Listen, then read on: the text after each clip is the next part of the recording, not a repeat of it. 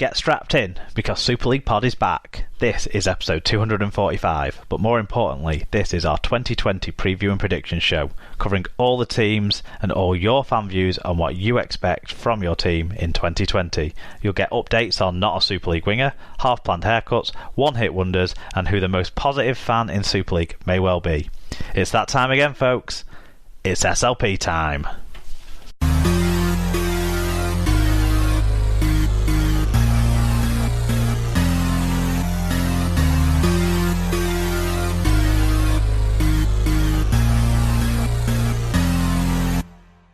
Hello listeners, welcome along to the 2020 Super League Pod season preview and predictions show. For those old members of the SLP family, welcome back for another year round. For those new long-standing, surely, not necessarily just old.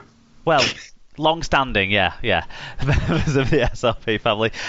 We're going to tell you, for the new people on board Super League Pod this year, we're going to tell you a little bit what we're about and what to expect.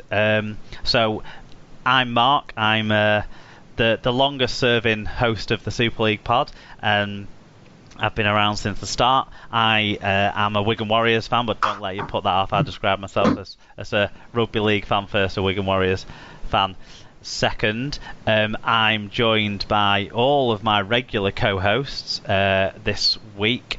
So first of all, we've got Alan. Do you want to introduce yourself a bit, Alan? Yeah, my name's Alan.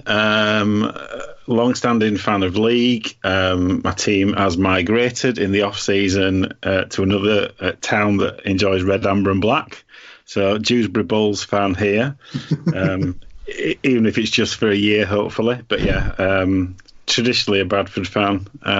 Still call myself a Bradford fan, even though the stadium is currently empty.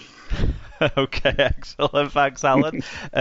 We've also got Sarah Scoots, as she's also known. Sarah, tell the listeners a little bit about yourself. Yeah, so I'm Sarah. I'm a Hull FC fan. Yeah, that's about it, really. Well, season ticket holder, family are all Hull FC fans. Yeah. We'll get to learn more about the family as the show and the season goes along, as normal. Yeah. Follow them home and away wherever possible. And Hull FC, that is not the family. No, you just hope the family make it home sometimes for all the various after-school activities. Yeah, or get rid of them. And finally, we have Tim G. Last but not least, Tim. Good evening. Yeah. Hull KR sufferer, I think is the correct term, or certainly looks like it's going to be this season. Is that a spoiler for the rest of the preview? Coventry Bears ground announcer, former player, short career as a referee. Yeah. Team manager. What else? Probably done something else, but I've forgotten. And Super League Pod, we're the fans podcast for those of you who haven't listened to us before. Everyone who has listened to us before knows that what we try and do each week during the season is bring you all the news with fan views on that news, bring you all the Super League matches, the key stats from those matches, and also there's all important fan match reviews, which gives a perspective on the games that you don't get anywhere else, I don't quite think. And then also, how do you do a match review if you've not done one before? Well, we send out links after all of the Super League games, and you just click on a link, and a very quick and easy form pops up where you put your name, you pick what game you want to tell us about, and then you tell us your opinion of the game, and then that gets put in the show each and every Monday, and we will talk about it. Basically, and we love it if you can use punctuation as well. That's a bonus. Punctuation helps. Interrelationship feuds help as well. They certainly build up to award-winning performances. So you really do get it all on the Super League Pod. But this week it's not the normal show because this is being recorded on a Thursday night, not a Monday night, and this is our 2020 season preview and prediction show. We're going to do a team-by-team run-through of all the Super League sides in 2020 and where we think they're going to finish, what we think is going to happen, and it's going to include views from the fans of each club as we do that. But before that, we've been running our SLP fan predictions for the last month or so, and we're going to give you the headline predictions as voted for by you, the SLP listeners and followers, and then we'll find out if we, the hosts, land on the same predictions as you, the listeners and fans. So we'll get straight into that.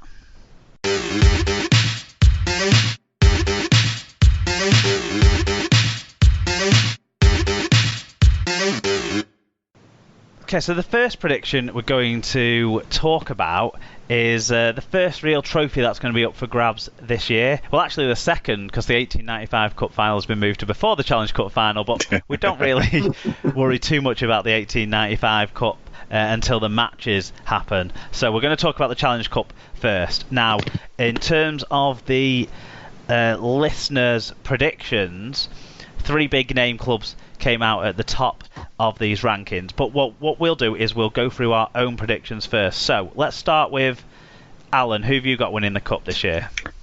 I went for Wigan. I was saying why as well. Wigan, because I think they'll be better this year but not consistent enough for a run at the grand final. Fair enough. I've gone St Helens. I kind of think this St Helens team is missing this trophy. So I sort of think before maybe some of the players start retiring or some of the players start getting picked up by maybe NRL clubs, you can only hope that this team will break apart. but I do think that they're a fantastic team. They're going to be competitive in every competition they play. And I think this is the one that they'll want the most. So I'm going St Helens. What about you, Sarah? I've gone for Salford because I think that they've not got the strength and depth to do it in the league necessarily. To be consistent, but the cup, you can have a good run in the cup, can't you? And with it being moved earlier, I think having the smaller squad won't be quite such a disadvantage for them, in that their players won't be as fatigued as when the cup final was in August. Yeah. So that's you're kind of going away from the bookies' favourites there with that one, Sarah. So that's an interesting take. I think Tim. And I'd like them to win something. You'd like them to win something, yeah. It's the only other team you like, really, isn't it, Sarah, to be fair? Yeah, it's true. I also went for Wigan. Similar sort of thinking to Alan, that they've got the sort of players that will light up a cup competition, and where you need that kind of little bit of magic, you've got sprinkling in there that would do that. Possibly over a more attritional season, that's not going to win you those tough, rubbishy games at places such as Wakefield and Castleford on a Thursday night. Just picking 2 places out of thin air. However, I think I'll be walking to watch Wigan play at Wembley. Okay, well, Alan, do you want to take us through who the top 3 were in ascending order from third to first, with who got the most votes for cup winner out of our listeners and followers? Yep. So I think we can tell something about our current fan base in terms of some of these votes, but probably not all of them. Third place was Hull FC with 16% of the vote. Second, St Helens with 19%, and most people agreed with Tim and I went for Wigan with 29% of the vote. Yeah, so Wigan were the leaders out of us collectively and out of the listeners. I think I would say that only 29% of the people who voted for Wigan to win the cup were their own fans. So obviously a big swell of support for Wigan for the Challenge Cup this year. On to the grand final then. Of course, it was won by St Helens last year. I am going to be optimistic on who's going to win the grand final this year, and I'm going to disagree with what you guys said about Wigan maybe not having it for the full course, and say my Wigan side will show their grand final winning pedigree that's seen them win 4 of the last 10. So I am backing them to get back to Old Trafford glory. What about yourself, Sarah? Well, I am backing Hull FC because it's about time one of us other clubs broke through and won the grand final, and I want it to be us. But you've got rid of your star winger. It's true, he did have a 200% strike rate when playing for Hull FC. His tries per minute must be one of the best ever. Absolutely record stuff from not a Super League winger fact now, Matty Dawson-Jones. But yeah, fact. I don't think Matty Dawson-Jones is going to be a factor in any of these predictions, Tim. But who've you got to win the grand final? St Helens I went for. I just think it's, they haven't really had a huge amount of change, and they just were so dominant last year. I think it's going to take a lot for them to be able to be upset regularly. I think whereas you can see it in a cup competition, in a one-off game, they might fall out, but whereas over the course of 700 games or however many it is we play in a season these days, I just think they'll grind it out, and then they've now got that confidence of winning the final immediately under them. So I see them doing the double. Of course, they got past the semi as well last year twice and managed to hoist a final. Alan, what about yourself? Same as Tim. We seem to have copied each other so far, copied each other's homework. St Helens can be probably 20% worse than they were last year and still win the league comfortably. They were that dominant last year, and I don't see anybody else closing the gap enough to stop St Helens winning it again. Well, in terms of our voters in the polls, we saw Warrington get 11% of the votes. Wigan second most with the 27% of the votes, but St Helens streets ahead in this prediction. 42% of the voters think they will retain their Super League title in the grand final in October. So everyone thinks it's going to be landing up on the right side of the Pennines at least. So there you go. Wrong side. Wrong side. Yeah. Wrong side. Man of Steel winner, Sarah. Let's you go through your prediction first for this one. Yep, so I've gone for Jackson Hastings. I think he could really do some good stuff at Wigan and pick up the Man of Steel points as they go through the season. Fair enough. So you expect him to get back to back? I'm not sure when our last back to back winner of the Man of Steel was. My only concern is if I don't know, they're sticking with the same system that they did last year with the points. It is the same system, yeah. Voted for by the Legends points. That could count against him, I think, potentially, because at a team like Wigan, there's probably more people that will share the points.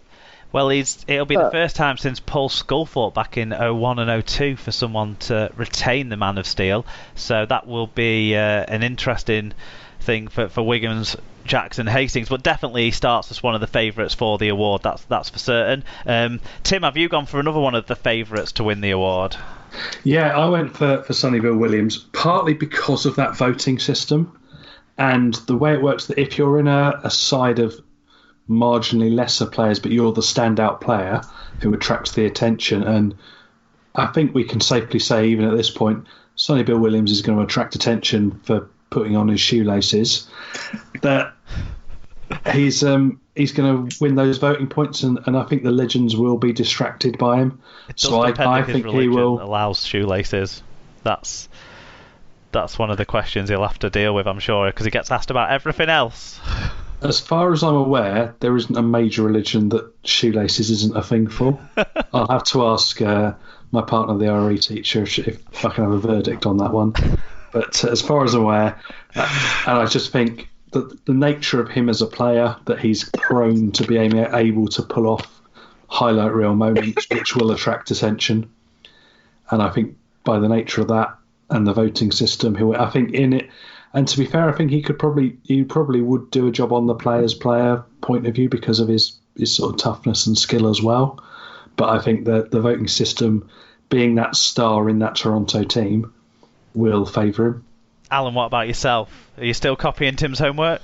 Yeah, I am. Sonny Bill's the narrative player, isn't he? This year, without a question. And as soon as he gets his boots and his shoelaces on the field, I think he'll be picking up those votes, won't he? So, yeah, for me, he's the logical choice. Although this thing about being the outstanding player in a a weaker team is, I don't know. That will, I think that'll influence it. See,